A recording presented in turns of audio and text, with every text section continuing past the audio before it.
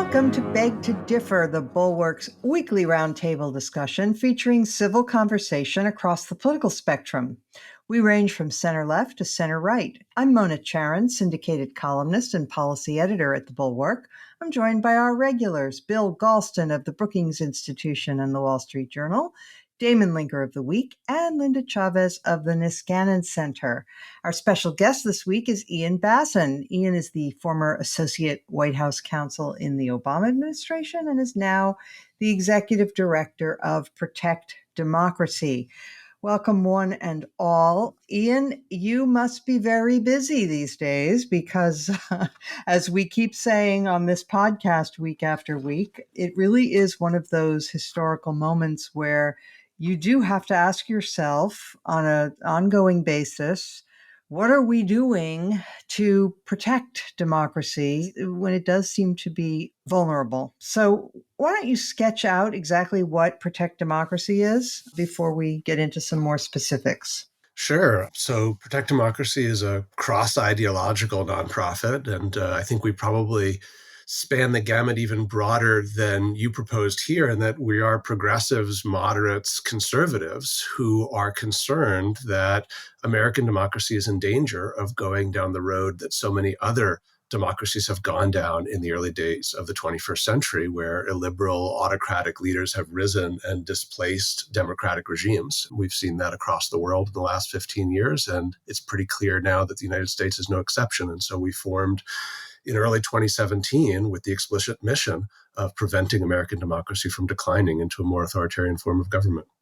Okay. And so concretely, what are some of the steps that you've taken, that your organization has taken, either yourselves or in concert with others? Well, I think the most important success, and I think this is a success for the nation that we should celebrate, is that last fall there was an actual attempt to overturn the legitimate results of an American election. We now know more than we even did then that Donald Trump was willing to go to every length to try to keep himself in power, even though the voters, under the rules that existed at the time, did not want that. And so we were part of a coalition that, well in advance of the 2020 election, I think correctly anticipated the precise steps that we expected that the sitting president was going to take. And those steps were, first, to try to make it harder for people to vote by putting up barriers to voting, especially for those he expected not to support him. Second, to prematurely and falsely declare victory the night of the election and try to claim that all those mail ballots that were being counted later were fraudulent and didn't count. Third, to barrage the courts with litigation that was designed to serve two purposes. One, to try to amplify and validate those false claims of fraud. And second, really to try to delay states from being able to certify results by tying the question up in court. And then fourth, if he was successful at kind of creating doubt and delaying certification, then induce state legislatures in states where those legislatures were controlled by the Republican Party to step in and send a slate of electors to the Electoral College that were in favor of Donald Trump, even if the people of their state had voted otherwise. And then finally, fifth, ideally by procedure, although if not by force, get Congress to accept that alternative slate on January 6th. We anticipated those 5 steps about a year in advance and built a coalition that worked to prevent each one of those from actually succeeding.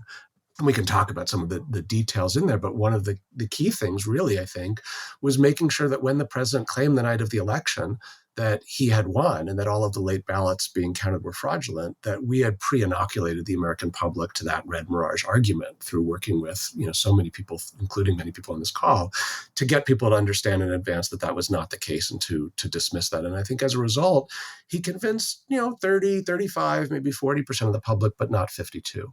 But obviously what we're concerned about now is that he and his allies are trying to reverse engineer each one of those steps to make them more likely to succeed next time, where in 2020 they failed.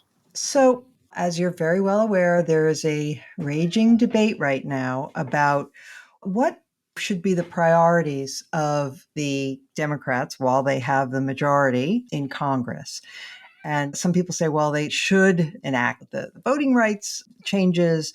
Some people say they should, including yours truly, they should reform the Electoral Count Act to make it less possible to have competing slates of electors creating havoc when the time comes to count the electoral votes.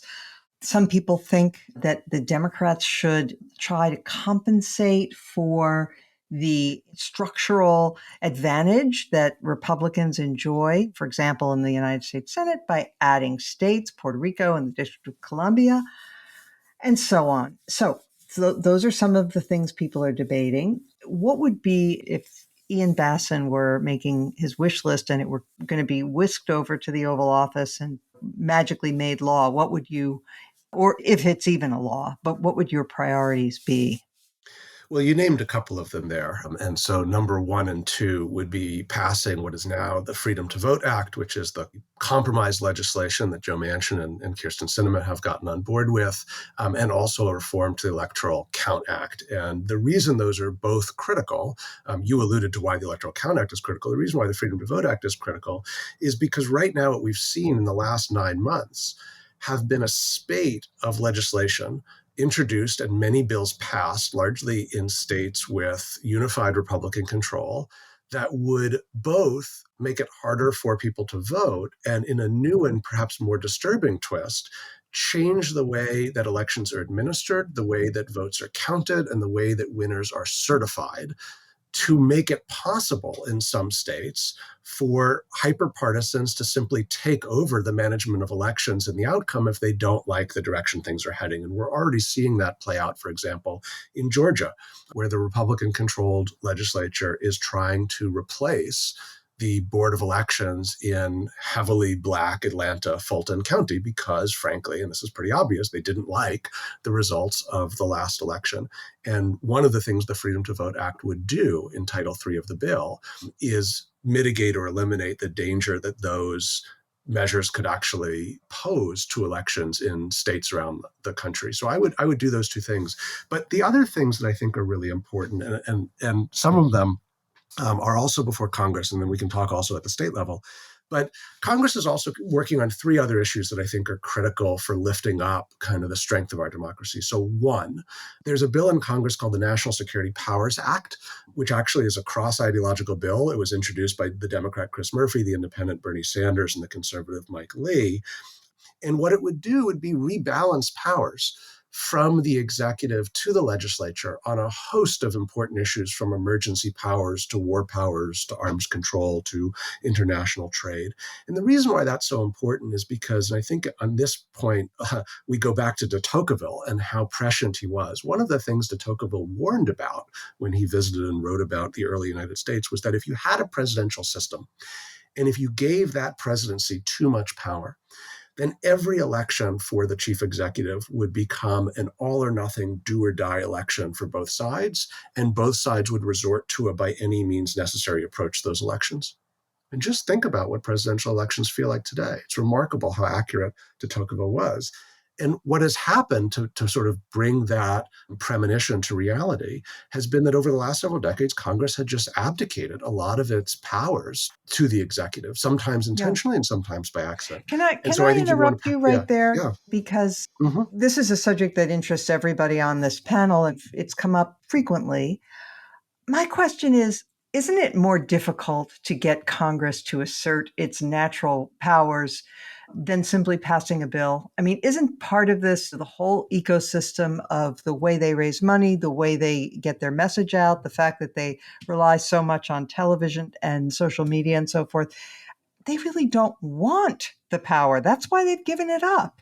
I think you're absolutely right. And actually, to loop back, that's one of the reasons why I think that there's actually a prospect for passing reform to the Electoral Count Act, because what reforms to the Electoral Count Act would do would be essentially to sort of take away from sitting senators and members of the House some of the powers that the currently confusing Electoral Count Act gives them, and get them out of the position that Mike Pence found himself in last time, where he was between a rock, a hard place, and a noose. My guess is, since even the most cynical members of Congress are good at abdicating powers, this is one where they would like to not be the center of the fight on January 6, 2025. So yes, you're absolutely right. There are a whole bunch of structural reasons why it's going to be hard to get Congress to do some of these other things. But that's one case where actually we can lean into what Congress is good at, abdicating, and actually get a very positive reform for our democracy.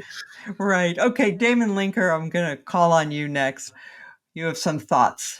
I mean, only to say this is all very good and very important work, and I'm grateful that Ian is out there on the front lines trying to get it done. It's hard. I mean, corralling kittens is difficult. How do you do it in a continent-wide democracy of 330 million people with all kinds of people deliberately out there trying to make things even more confused and more difficult, lying and all kinds of other considerations at work?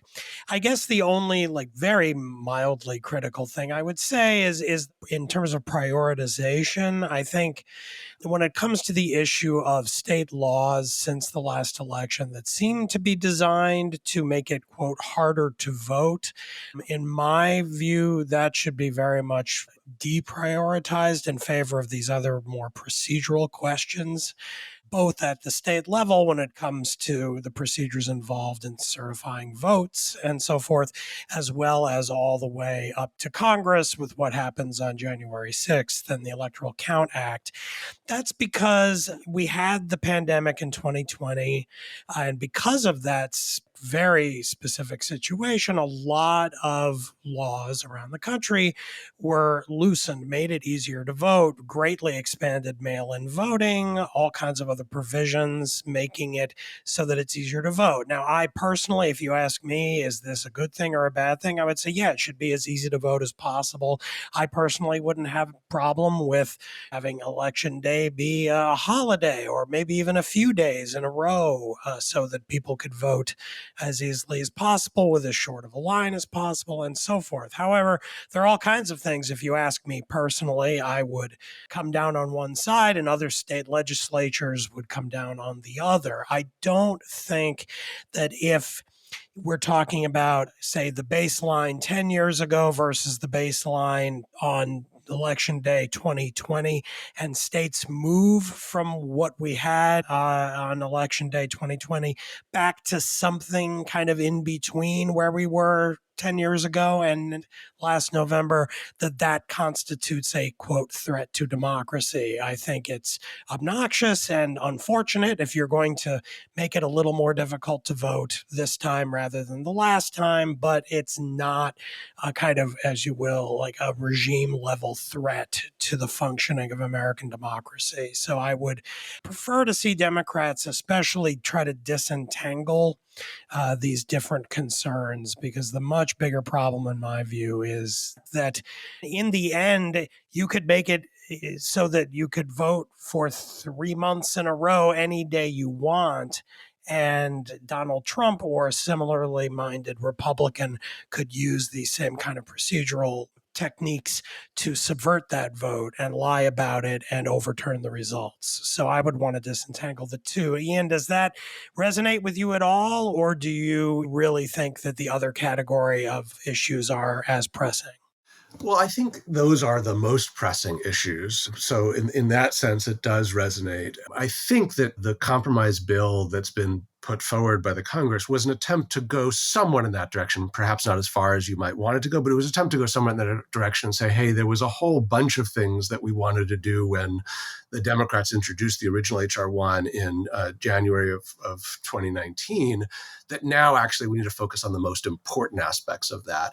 And the fact that it's got now the support of all 50 Democrats in the Senate, frankly, suggests that it is in a good spot, because I don't think there is any scenario in which any Republican in the current Senate is going to support any measure around protecting elections or voting, because they are right now, unfortunately, too beholden to Donald Trump, and he will do everything to stop that. And given that, I think that the precedent that the Democrats need to look to right now is the 14th and 15th Amendments, which, as we all know, were passed with only Republican support in the aftermath of the Civil War, because the Democratic Party at the time was committed to maintaining whatever vestiges it could hold on to of the pre-war Confederacy in the South, and they were going to oppose those things. And the Republicans understood that for the Union to survive as a liberal democracy, as a free and fair democracy, they needed the 14th and 15th Amendments, and they were willing to do it on a party line vote. And I think that's what this is going to come down to ultimately for the Democrats as well.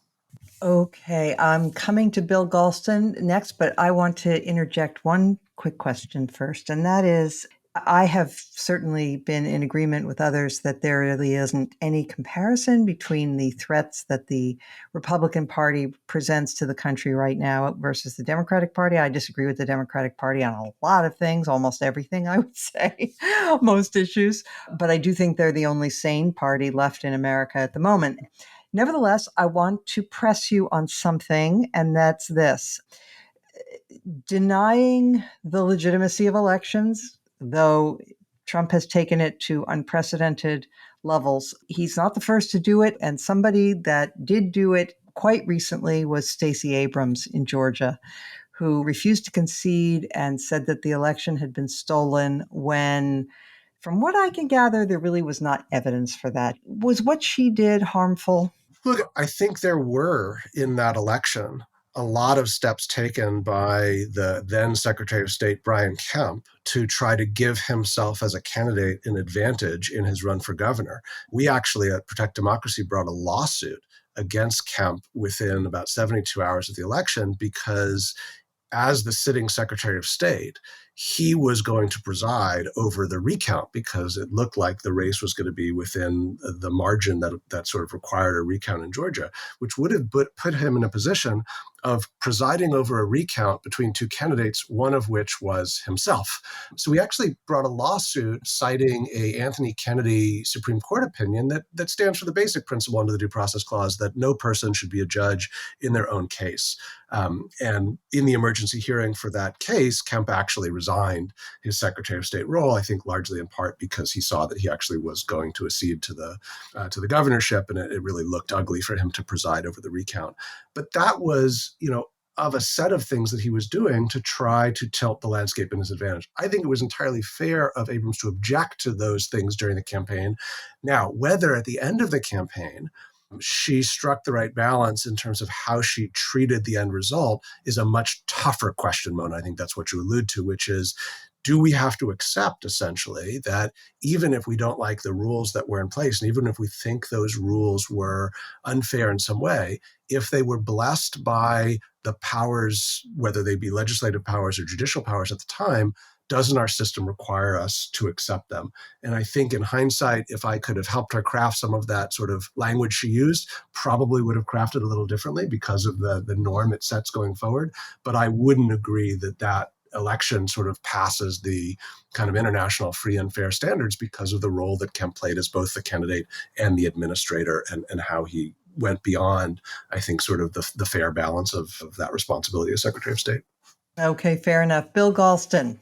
Well, I just point out for the record that although I'm sympathetic to Stacey Abrams' efforts to register everybody in the state of Georgia, I know of no evidence that 55,000 votes were stolen or suppressed.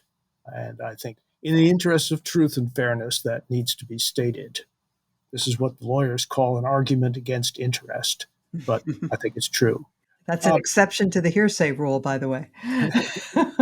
I don't have a statement to make, but I do have, this is not a rhetorical question, but a genuine question, calling on his expertise. For the benefit of our readers, let me read some language from the Constitution that Ian probably knows by heart. It's from Article 2, Section 1. It reads as follows: each state shall appoint, in such manner as the legislature thereof may direct, a number of electors equal to the whole number of senators and representatives to which the state may be entitled in the Congress. Ian, what is the 21st century meaning of those words in your view? Oh, Bill, I'm so glad you brought up that clause. And I fear that we all as Americans are going to learn that clause by heart over the next couple of years. And I really hope I'm wrong about that. But here's the meaning of it, I think, right now, which is, as a technical matter, it means that the state legislature sets the manner by which a state will decide which electors it will send to the Electoral College. And for roughly 100 plus years, I think maybe with the exception of South Carolina was the last state to do it, every state has essentially said the way we will decide on which electors to send to the Electoral College is we will hold a vote of all eligible citizens in our state. And depending on which way they vote, that's the electors that we will send. Now, The question that is going to come up and that has already been sort of introduced by members of sort of Trump's allied camp is that what it actually means is that any electoral rule at all, any electoral practice at all, anything that speaks to which electors ultimately are sent, that is not explicitly stated and passed by the state legislature is actually invalid. So, for example, if the Pennsylvania Supreme Court, because of a pandemic and an expansion of vote by mail and a slowdown in the federal mail, says any ballot that is received within 3 days of Election Day shall count, because that was the Pennsylvania Supreme Court that said that, and it ultimately speaks to who wins and which electors are slated, and it wasn't the Pennsylvania state legislature, there are some in Trump world, and frighteningly perhaps even on the United States Supreme Court, who would say that Pennsylvania Supreme Court decision is invalid. Same would go for a Secretary of State or a governor or a board of elections. Anything they do that isn't explicitly endorsed by the state legislature doesn't count. That's one version of that interpretation that would be really problematic, but here's a worse one. Last year, a group that we helped put together called the National Task Force on Electoral Crises, which is a cross-ideological group of experts that run the gamut from the former chair of the Republican National Committee to the head of the NAACP LDF, put out an analysis that I think is right now the governing analysis of this doctrine known as the independent state legislature doctrine that says, look, if a state, let's just say Michigan, for example, decides by statute that the electors in Michigan shall be selected by who wins the popular vote in the state of Michigan. And on the first Tuesday of November, the people of Michigan vote and they select the electors for candidate X. If the state legislature at some point thereafter comes in and says, you know what, we're worried that the election really was marred by fraud and we're not sure who really won, so we're going to send the electors for candidate Y. I think it is pretty clear, and the National Task Force said, that is invalid, that the state legislature cannot do that. Once they've made a decision, they cannot rescind that decision for a whole bunch of reasons. I fear that there are some people in the Trump world, I'm thinking of people like John Eastman here, who are going to say, nope, if the state legislature wants to pick its electors at any point, it can do that. And if they can convince 5 members of the Supreme Court to agree with them, whoa, is our democracy in trouble. Linda, over to you. Once again, the Claremont Institute is covering itself in glory. Eastman, notably affiliated with Claremont, the legal guru for the insurrectionists. So what's your contribution to this at the moment? I mean, I know you are very familiar with Claremont. I am. I will say that what John Eastman tried to do was basically after the safe harbor dateline had passed and after the electors had been appointed in each state, he wanted then to be able to go back and throw out those electors in states where there had been allegations of fraud. And then if you took those states out, then I guess you would reduce the number of votes necessary to elect the president. And by their calculation, Donald Trump would thereby have won. Because when you throw it to, excuse me for the interruption, but when the race is thrown to the House of Representatives to be decided there, the states vote by state delegation, not individually. Right, but that was his second. Right, but that's why it would have led to Trump's victory, because he would have pulled out the swing states and there would have been more Trump states than Biden states. I think, Mona, if I'm not mistaken, Eastman had 2 scenarios. The first was the one I was describing, and the second was to have the Congress itself decide. Okay. So I think there were actually 2 proposals that he was suggesting, that they could do it one of either 2 ways, but either way, Trump would have been elected. And so Claremont is defending this. They're fundraising on this. They have basically attacked organizations, including the Federalist Society, for canceling John Eastman. The American Political Science Association was another organization they said had canceled the Claremont Institute, would not allow its participation in their annual conference. So look, there's a lot of backroom maneuvering that's going on in anticipation of the next election to try, I think, to subvert the will of the majority of American voters. And I guess the question and the issue that Ian addressed is, well, how do we best make sure that doesn't happen? And I think you are absolutely right, Mona, that the single most important thing we can do is to bring the Electoral Count Act up to date, bring it into the 21st century and amend it to be clearer than it is.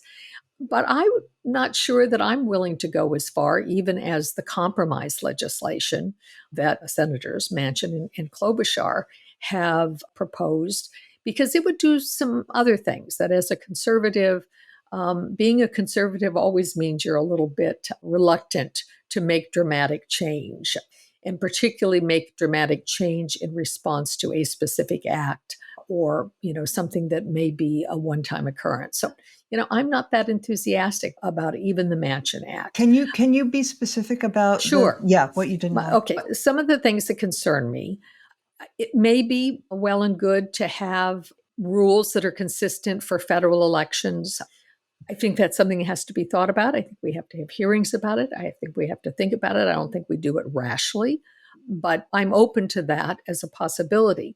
The areas that concern me, though, are in the gerrymandering area. The courts have said you can't engage in racial gerrymandering, but they've been very reluctant to prevent partisan gerrymandering. And this law would essentially try to throw sort of to a good government committee, essentially to oversee the redistricting in each state. And again, I'm not sure that's right.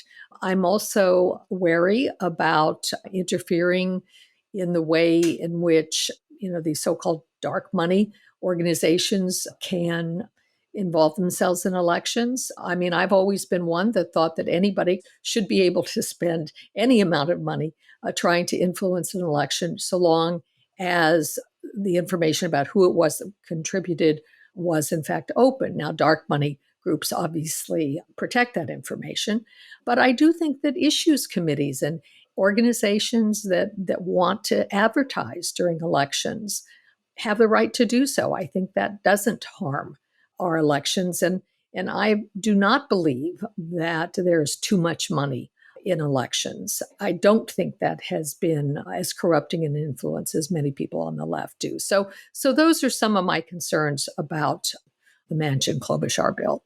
Mona, could I beg to differ? You bet. That's what we're here for. I want to beg to differ on one sort of macro point and then actually strongly endorse something that Linda said. So the macro point I would beg to differ on, and this maybe goes to both Linda and Damon, is there are things in the compromise bill that I don't necessarily prefer, and there are things I wish that were in it that are not. It's not the exact bill that I would draft, as it doesn't seem like it's the exact bill that you would draft. But we are not in a situation where we can have a bill that all three of us agree is perfect. We're in a situation where I think, as we've all alluded to, where our democracy is in existential crisis. And right now, Mona, as you said, the only sane party right now is the Democratic Party. They're having enough trouble keeping their own caucus and coalition together on this. And this is the bill. And this bill is not going to fundamentally change. And so while I totally understand and appreciate the concerns that Damon and Linda have raised, at this point, the question is, are we going to get this bill through and give ourselves a fighting chance against the absolute assault on our democracy? Or are we going to keep arguing about it not being perfect and miss the opportunity? I think this is one of those moments where we all have to put aside some of our differences, accept that it's not perfect, and say, but we actually just have to get behind it because we need it. The place where I really want to strongly endorse Linda, and I'm glad she said this because I actually think I wasn't forceful enough in my prior answer, is Linda called those people who might put forth some independent state legislature doctrine or sort of other electoral count shenanigans, the lawyers for the insurrectionists. And I think that's really right and really important. I mean, I was talking about one interpretation of the state legislature doctrine that Bill referenced as if it was some legitimate, viable legal argument. It's not. It is a legal argument for insurrectionists. And one of the things we need to do, us and everyone else who's talking about it, is need to be very clear.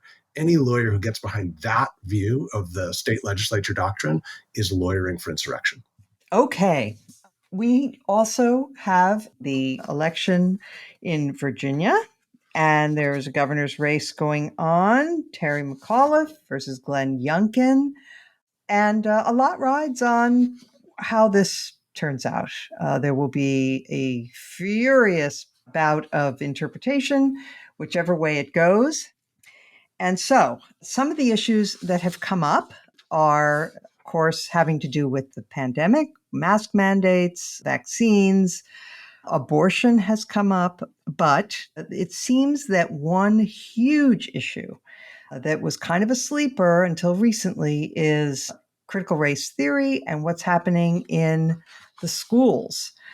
I'm going to come to you first, Damon. Arguably, Terry McAuliffe made a serious blunder in the final debate when he said regarding schools, I don't think parents should be telling schools what they should teach. Yeah, I mean, in general, I would say that if we can, and maybe for the next 1 minute we can do it, if we bracket Trump, it's the specificity of Trump and his distinctive, polarizing, loathsome way of speaking and engaging with politics in our country, and instead look at the Republican Party today and the stances it's taking on a series of cultural, political, and economic issues. I think that the terrain is shifting in ways on a bunch of fronts that could be very favorable to Republicans. One of them is this business about critical race theory being taught in schools and coming down from HR departments in businesses and so forth. I think that stuff is a real vulnerability for Democrats, and McAuliffe just walked right into it in the debate. Not only in that statement about it sort of not being the responsibility of parents to care, but sort of denying that it was even an issue, that this has even happened really in Virginia, and it's anything anyone should be concerned about. Some on the left are very wedded to a story about all of this, that all of this is kind of astroturf operation. You have rich right-wingers who spend money to hire activists and protesters to go out and make a ruckus at school meetings and so forth to get on the news. And I don't know if there's any of that going on, but I really don't think that's the main driver of a lot of this. Now, I'm not saying that the motives of the people who are protesting this are always the purest in the world, but I do think there's a real issue here. And it's one on which Democrats, I think, are vulnerable. And I think that if Terry McAuliffe loses, it's going to be partly a result of being on the wrong side of these cultural issues, combined with the fact that Youngkin, again, we're bracketing Trump here, Youngkin has been, I think, pretty cagey in trying to sort of sound Trumpian while never taking the hardest, kind of most repulsive Trumpian line. So he sort of speaks against vaccine mandates, but yet when asked, so are you saying you're against vaccines? No, not at all. Vaccines are great. It should just be a choice for the individual. And similarly, on issues about election integrity, he pounds really hard on the podium about how we have to look into these claims of fraud. But then he's asked, is Joe Biden the president? Did he win? And in our degraded democratic system, that he says, actually, yes, Joe Biden is the legitimate president. And we all kind of politely applaud and say, yay, he's actually not insane. But in the contemporary Republican Party, that makes Youngkin kind of a moderate, which is ridiculous, but it's where we are. And so the combination of McAuliffe maybe on the vulnerable side of some cultural issues, with Youngkin sort of placing himself in a kind of overlap of the most electorally encouraging or positive position for Republicans while avoiding the most polarizing and extreme nonsense of the Marjorie Taylor Greene people in the party. It could be the sweet spot, especially in a state like Virginia, which is so diverse and has so many more liberal areas in the north. Now, you put it all together and it might just work for him. So, Ian, like Damon, I'm going to bracket Trump for a moment. We'll come back to him because he has gotten involved in this race, and that may be McAuliffe's lifeline. But I live in Virginia, and I can tell you that I can sense that, first of all, there's a lot of dissatisfaction with the way the Biden administration is going and with, the disarray. Dems in disarray meme is out there, right? At the moment, it may get resolved. But for now, there's a disillusionment reflected in the polls. There's that. There's the fact that Virginia usually, though it voted for Biden by 10 points, it usually goes the other direction to the sitting president in its gubernatorial races. And then finally, I think these cultural issues are really where it's at in American politics now. I really don't think it's all about money or taxes or spending. I think that people, especially the all-important suburban voters, are going to want a governor who will push back against. Now, it's not CRT. CRT is not taught in Virginia schools, but it's also not correct to say, as McAuliffe did, that it's just a racist dog whistle, because there are workshops for teachers featuring Ibram X. Kendi and Robin DiAngelo, and there are guidances that you can find in the schools about how to teach these racially very sensitive subjects in a way that does make certain white parents feel that their children are being encouraged to see themselves as already guilty of something just by virtue of the color of their skin. And that is really dangerous. Finally, there's one other thing. The movement on the left that has taken hold. You notice that Bill de Blasio has announced he's eliminating all the gifted and talented programs in New York. In Northern Virginia, there's a very famous high school called Thomas Jefferson, or TJ.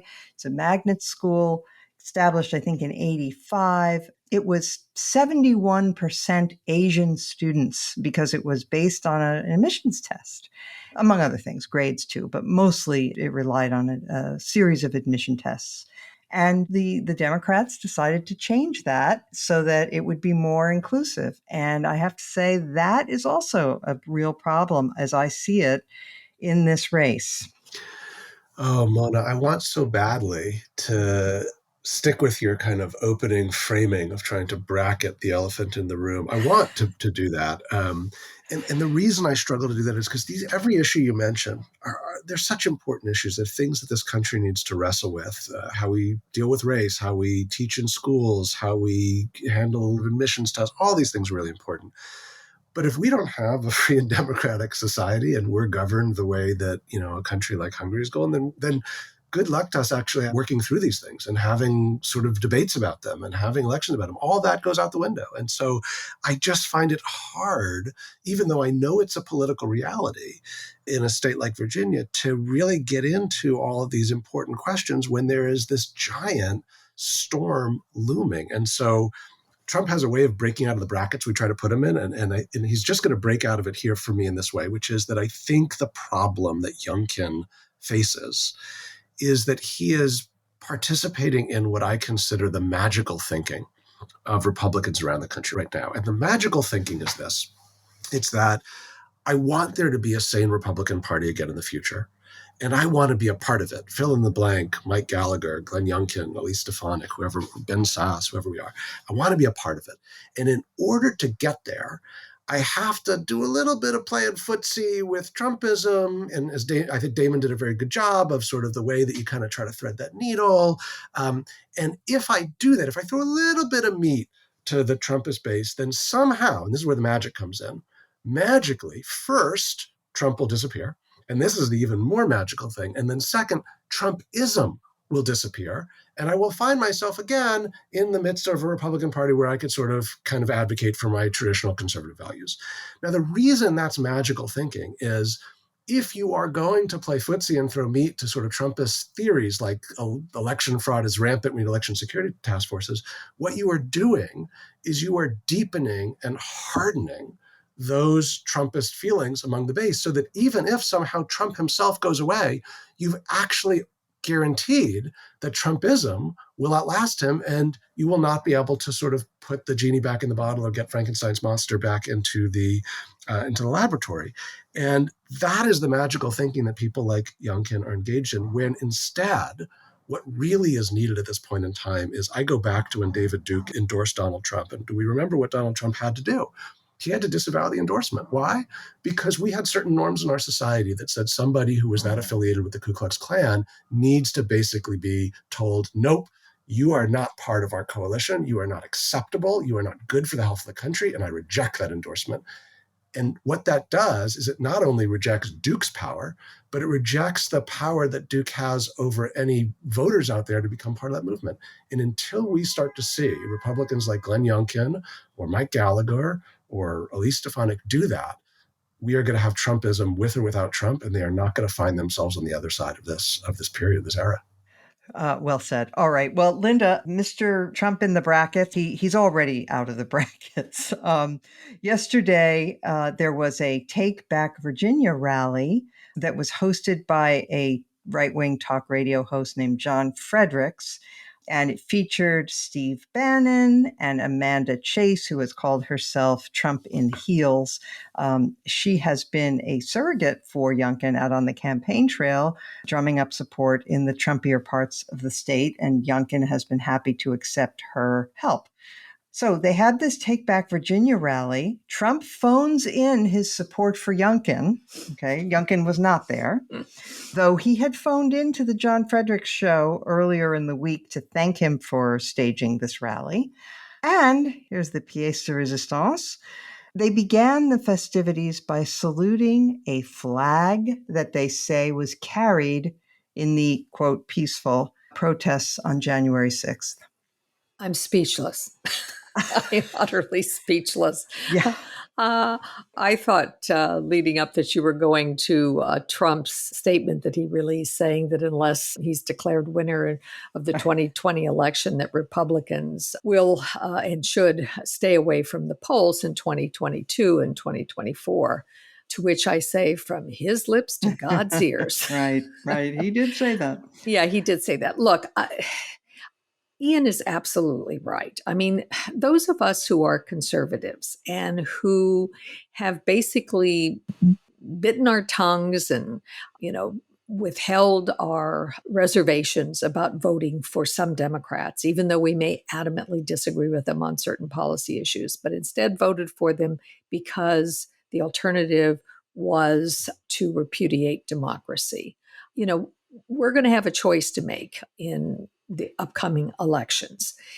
I will tell you that Youngkin, with whom I probably agree on more policy issues than I do Terry McAuliffe, because of his cowardice, because of the sort of gamesmanship that he's engaged in during this election, I'm not sure if I were a voter in Virginia that I could vote for him. Again, I think I would end up voting for Terry McAuliffe, simply as a repudiation to what Trumpism means for the Republican Party. I wish that candidates like McAuliffe would listen to the Mona Charons and Bill Kristol's and Linda Chavez and others in the conservative movement and learn to understand exactly what you said, Mona, which is that these cultural issues are what really are giving Trump support among certainly suburban voters. All those independents on whom Democrats must rely in order to win elections in states like Virginia are, they may be independents, but those cultural issues drive them. So I'm very nervous about how this election is going to turn out. And I think McAuliffe has not been taking the best advice. Bill Galston, I'm going to ask you to put on your political science hat. For the record, by the way, I wrote a column a few weeks ago saying that I was going to vote for Terry McAuliffe for all the reasons Linda stated. But I'm just one vote in Virginia, and the race is incredibly close, according to the polling. And so let me start with this, Bill. Do we trust the polls? Because I think we've had enough experience now, with 2016 and 2020, to know that the Trump voter does not typically answer polls. Well, that's one problem. A second problem is that these off-year elections always rest on turnout and not aggregate sentiment. And everything I'm seeing suggests that Republicans, both Trumpists and moderates who may have supported Biden, are, for different reasons, quite mobilized, more mobilized than Democrats. So I'm putting no stock whatever in the polls, except the fact that it's close in the polls suggests to me that it will be even closer in reality. When the chips are down, what is it? Less than 3 weeks until the election? Mm-hmm. But let me just focus on what I think the heart of the political matter is. Mona, you began by stating correctly that Joe Biden won the state by more than 10 percentage points. That was just 11 months ago.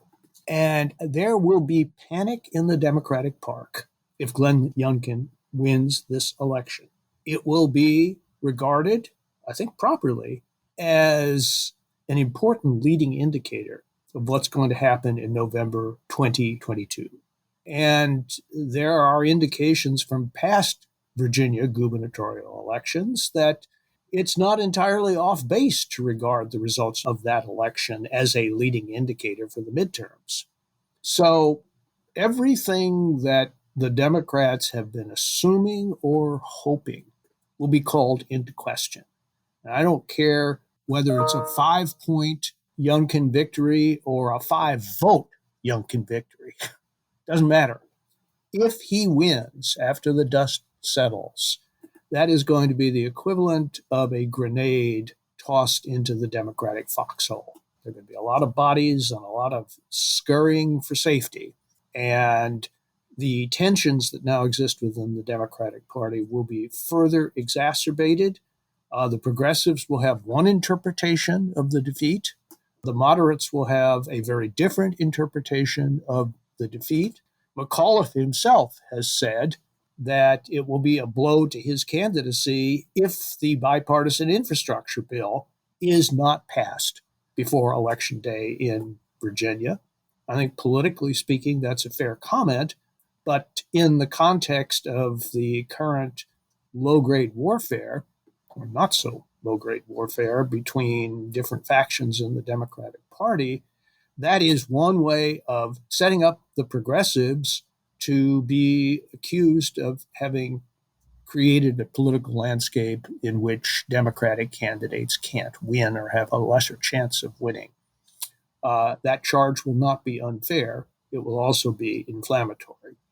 So this is a game in Virginia for very high stakes. And I don't think that Democrats can take any comfort whatsoever in what we've seen in Virginia so far. And I agree with those who say that McAuliffe has taken a pretty good hand and has not played it optimally. He seems to have lost a step just in political reflexes since the last time he ran. Not sure why exactly, except that I don't really think he is comfortable at all in a landscape dominated by cultural issues rather than economic development issues, which are his sweet spot. You know, Bill, I'd almost be tempted to vote for Youngkin and hope that he won if I thought that it would be interpreted by the Democratic Party as a lesson to move to the center and be more popular. You know, there's that phrase popularism, which right. Matt Iglesias likes to talk about, and others, you know, do things that are broadly popular, downplay things that aren't so popular, and then build your coalition. But I'm not at all sure that that's how it would be interpreted. I mean, the progressives have a tendency to say, we may not win again, so therefore we have to do everything now and just shove it through while we can. I mean, I'm not really sure that it would be interpreted as a rebuke. What do you think? I'm with Winston Churchill on this one, who once said, when in doubt, do the right thing. Because you can really easily outsmart yourself. Oh, no, I didn't mean that. I didn't mean about my vote. I was only kidding. No. But, I knew you were conducting a sort of a contrary to fact speculation. Yeah. But I agree with your assessment of what would happen if Youngkin did win. And the proposition that McAuliffe would have won, but for the progressives' refusal to allow the bipartisan infrastructure bill to go through, is one I think that the majority of the Democratic Party, as currently constituted, would reject, sadly. Okay. Well, I'm going to call an audible and say we will get to our other topic that we had discussed another time. And we'll go now to our final segment, highlight or lowlight of the week. And Linda Chavez, let's start with you. Well, I'm not sure that this fits either the category highlight or lowlight. I want to draw attention to an issue and an article that I think deserve our attention. It appeared this week in Politico, in the magazine itself, and it was written by Ben Schreckinger. It is called Hiding the Ball: Hunter Biden Complicates White House Anti-Corruption Push. Now, Schreckinger has written a book about the Bidens. And obviously, this magazine article, I think, talks about some of the issues that he's covered in that book. But it focuses on Hunter Biden and particularly the new sort of cause célèbre on the right about Biden. And that is his putting up for absolutely astronomical prices that are undeserved because he has no track record in the art world of a series of paintings. And the White House has totally mismanaged this. Somehow they think that keeping secret from Biden and the public who it is that buys these paintings and how much they spent for them is the way out of this ethical morass. And I would just say that I think Joe Biden has a problem on his hands, as he has for many years, with his son. And it, I think, does tarnish the Biden administration's effort to get out of the kind of ethical morass we have been through over the last 4 years with the Trump administration and the Trump family. So I think the article is worth reading, and I think the mainstream media ought to be paying more attention to this than they are. Okay. Damon Linker. My selection this week will have to do with news that actually has come out just today, Thursday, about how the committee investigating the January 6th Capitol Hill insurrection announced that it is moving forward to hold Trump ally Steve Bannon in criminal contempt for refusing to comply with its subpoena. They've subpoenaed a number of individuals who were in touch with Trump through the period leading up to the insurrection, and a number of them are simply refusing to appear on grounds of executive privilege, presidential privilege, which especially in Bannon's case is particularly risible since he had nothing to do with the government at any point there. And Trump's personal claims to privilege seem extremely broad and open-ended and haven't really been specified. It's very hard to imagine how him sitting in the Oval Office speculating about how he can activate a coup to keep himself president could be covered by traditional notions of presidential privilege. But whatever the case, I'm pleased to see that the congressional committee is actually upping the stakes a little bit for Bannon. The honest truth is it's probably pretty unlikely that this will go very far. It could take a very long time if it actually became a criminal charge. There are long history of people fighting subpoenas and getting out of them in the end due to court rulings and so forth. So it's by no means decisive, but I like anything connected to criminal contempt being attached to Steve Bannon because he's an individual about whom I have criminal levels of contempt. So this is makes me cheered slightly here for about 5 minutes. So there you go. So it makes you pine for the early 19th century when the Congress actually had a little jail downstairs in the basement where they could hold people in contempt, literally. Well, maybe not quite that far, but I do find the whole Trump crew and the way they, I had a kind of sarcastic, contemptuous tweet about this the other day, like a kind of imagined dialogue. So Congress says, here's a subpoena, and then the Trump Republicans say, F you. And then Congress says, question mark? Like, wait, well, now what do we do? Right. And it sort of implies that Congress itself is worthy of contempt. So I'm glad to see Congress stand up for itself a little bit and say, actually, no, you're the one in contempt, my friend. So. All right. Bill Galston. Well, I'm going to be an overachiever today and put both a low light and a highlight on the table. The low light, alas, is the convening of the Second International Conference on National Conservatism in Orlando at the end of this month. All I can say is that if you love Viktor Orban, as the Trumpist right does, then you'll be thrilled by this conference. It is now becoming abundantly clear that Viktor Orban's style of authoritarian majoritarianism is what the Trump right of the Republican Party sees as its ultimate goal for the United States. And the conference will lay bare for all the theory of Trump's practice.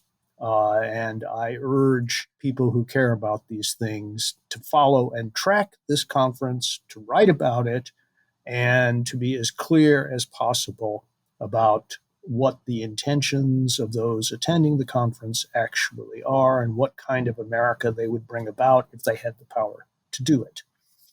My highlight is a book that I'm reading by a former colleague of mine at the Brookings Institution, Rush Doshi, called The Long Game, China's Grand Strategy to Displace American Order. It is, I think, the most comprehensive study of the strategic goals and the tactics that have guided the People's Republic of China for many decades now. I know some China scholars disagree with Doshi on this point, but he makes a very compelling case for the essential continuity of strategic goals between pre-Xi Jinping leaders and the current administration in China. I find it enormously encouraging that he now occupies the China desk in the National Security Council and has the opportunity to persuade the council to be guided by this strategic analysis. Okay. Bill, I would just note that one of the recent national conservatism conferences was held in Rome, perhaps to summon the ghost of Mussolini. But now they're in Orlando, so maybe their muse is Mickey Mouse. All right. Ian Bassin.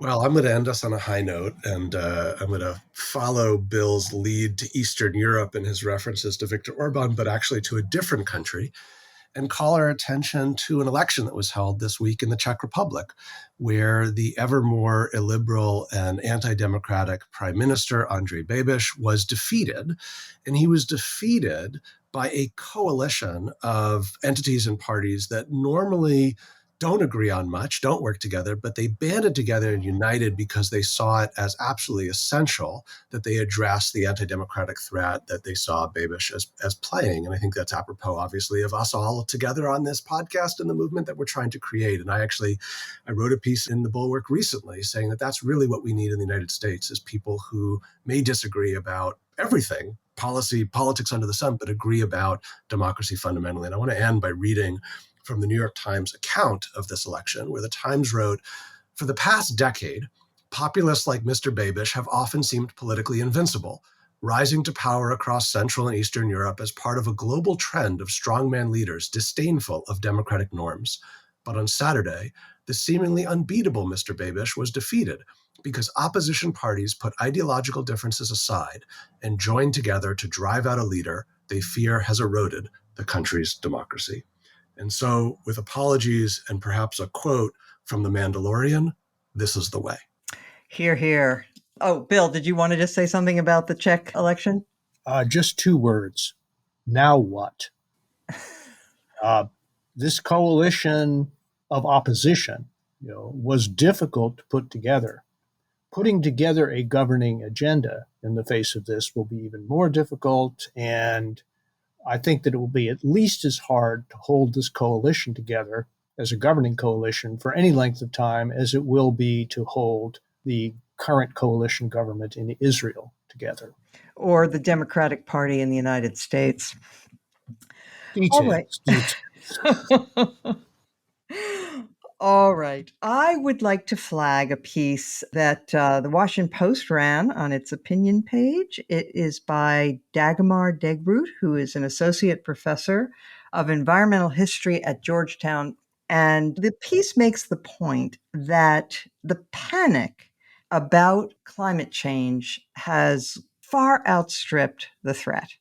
This professor is very much a believer in taking steps to fight climate change and to minimize emissions and so on and so forth. But he argues, look, this is not an insoluble problem. And when you see polls of young people, their estimation of what the danger is really out there. I mean, actually, this isn't in the piece, but I will just cite some data from a recent University of Bath survey that spoke to 10,000 people in 10 countries, young people between the ages of 16 and 25, and they found that 77% described the future to be frightening, and 56% agreed with the view that humanity is doomed. Now, look, if we convey to young people that there is absolutely no hope, how do we expect that they will even be activists for climate change? I mean, if there's absolutely no hope, why bother?